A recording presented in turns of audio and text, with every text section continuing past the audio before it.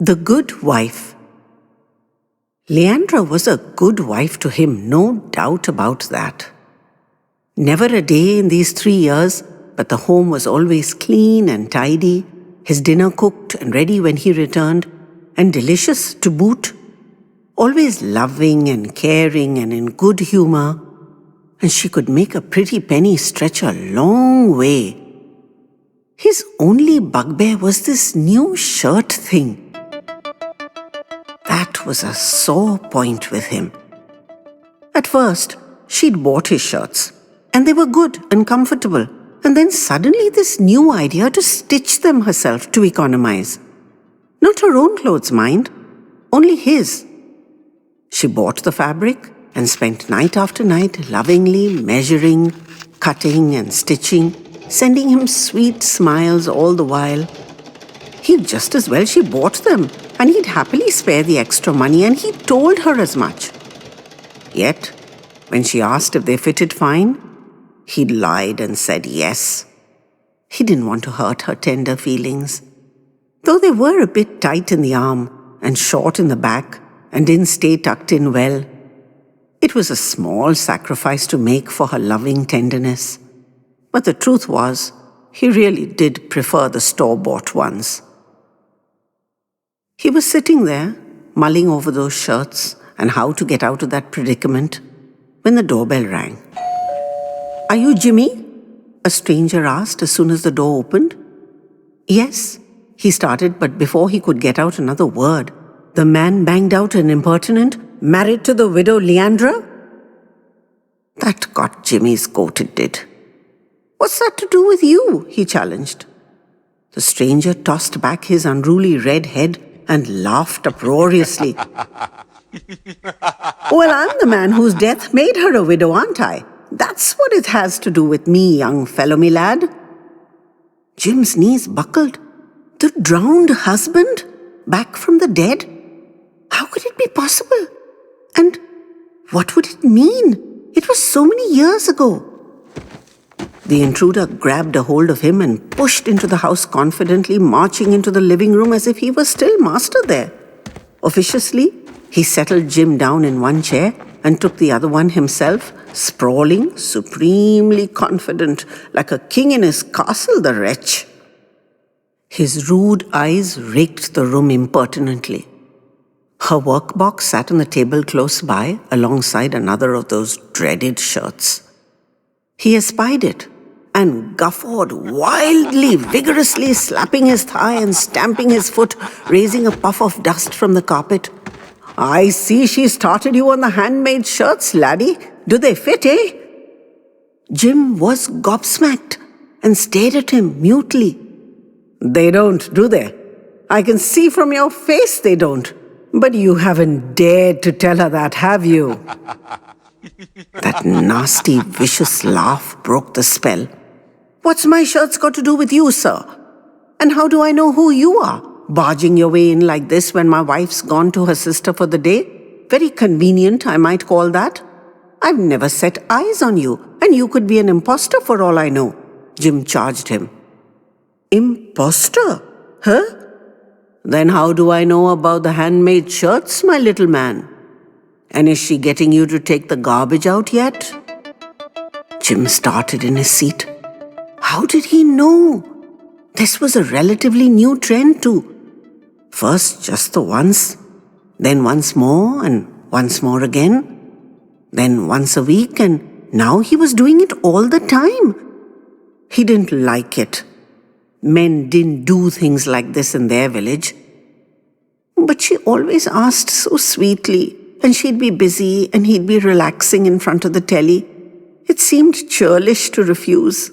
She was such a good wife to him. "Oh-ho," the nasty fellow boomed triumphantly. "She has. And are you giving her a hand with this rug then? Does it get too dusty for her wee hands to be beating the dirt out every Sunday, and she needs a big, strong man to be helping her? How do all the other little women manage, huh? Answer me that. Yes, answer me that, I ask you.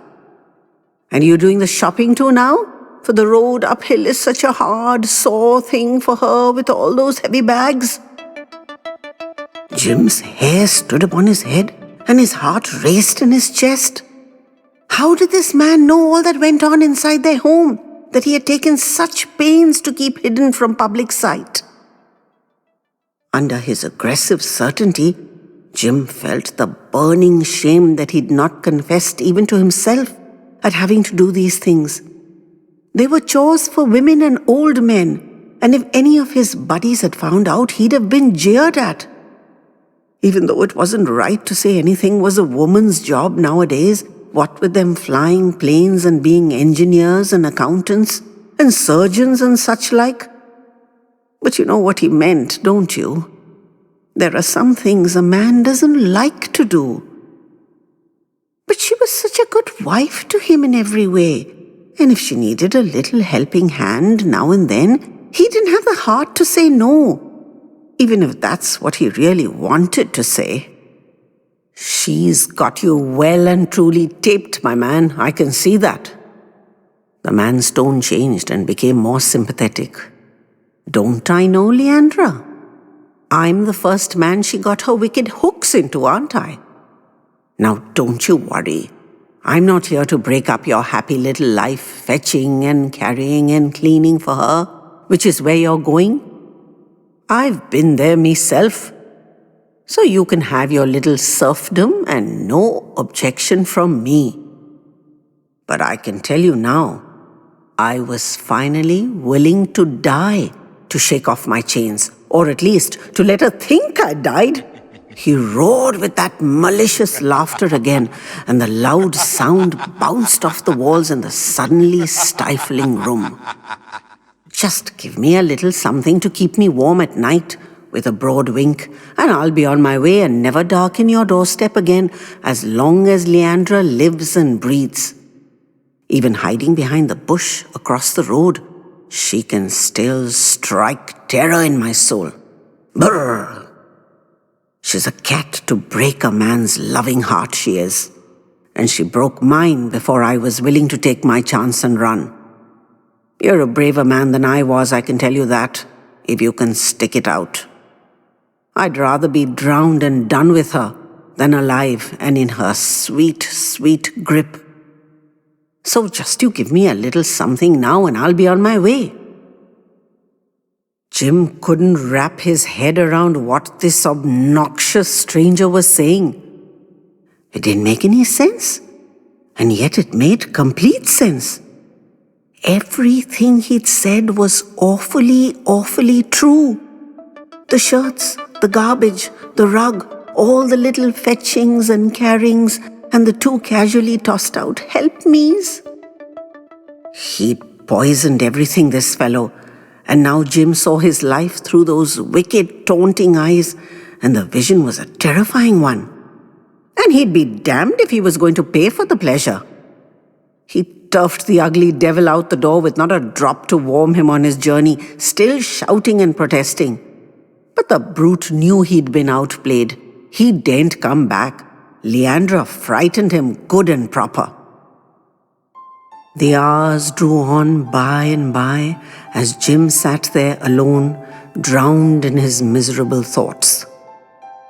It was late evening when she bustled in from her sister's, surprised that he was sitting in the dark and hadn't touched his lunch. It was lying cold and congealed on the counter, with the cover still on it. Was anything the matter? She fussed over him like a mother hen, putting her sweet little hand on his forehead to check if he was running a temperature. She hadn't even taken off her shoes yet. Her face was etched with wifely concern. Jim slipped automatically into their habitual interchange and patted her kindly and assured her he was fine. He'd just slumbered off unaccountably. And did she have a good time with her sister? And how was the journey? And the usual guff. It worked, for she gave him a shaky look as she collapsed into the chair so recently occupied by the fake widowmaker and kicked off her shoes. Her relief was palpable. She watched him cautiously and said he'd given her a scare. She really did seem shaken, and he almost felt bad for giving her a fright. The ugly visitor had filled his head with too much nonsense. She stretched back sweetly in her cozy chair and pointed her little pink-tipped toes and said in a gentle, wheedling tone, "Put the kettle on, dearest. Let's have a cup of hot tea, both of us. I've brought us a nice bit of cake to go with it. I'm absolutely bushed after the crowds on the train and the hard uphill walk. And while you're at it, could you put out the garbage, my love? I think I forgot yesterday." Something jangled in Jim's head like a fire alarm. The sound drowned out everything except her sweet face and pink toes and his wicked face and glittering eyes. He reached for the long-abandoned book on the table beside him. He picked it up deliberately, opened it to a bookmarked page, fixed an unwavering eye on her, and said, as firmly and crisply as he could, "No, I won't be doing that anymore."